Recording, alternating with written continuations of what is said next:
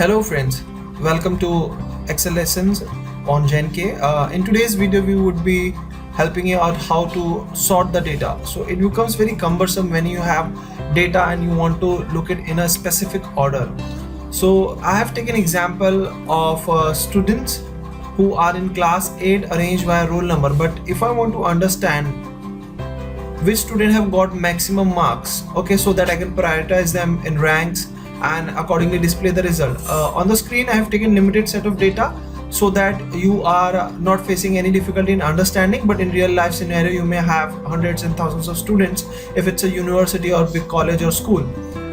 So in that the formula which I'll be using is sorting, okay, which is a kind of function which is already available in the Excel.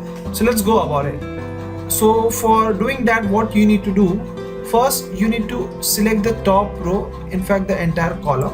Okay, let me just select it. So this is how you do. You can select the entire table set by just clicking like this. Okay, going forward, what you need to go into data.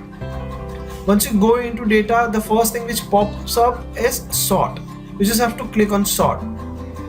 Post you click on sort, the power of tool is that it will ask you want to sort column by what. So when you do a drop down, you can see that there are all the options available. So if you have multiple class also like 8th, 9th, 10th, then you want to just sort data according to student who are in 8th and 9th, you can do that also. So in our case, we'll sort this data by marks. What you want to choose, you can select on basis of cell color, font, cell icon. We'll choose values. Then how you want to do it? So I want to check from largest to smallest, and then we click OK. Wow! So you can see Naushad has scored maximum marks, that is 89. This is how you can solve sorting, okay, and this is how you can arrange data in a way where within fraction of second you can filter data or you can sort data based on your requirement. I hope you like my video. Thank you.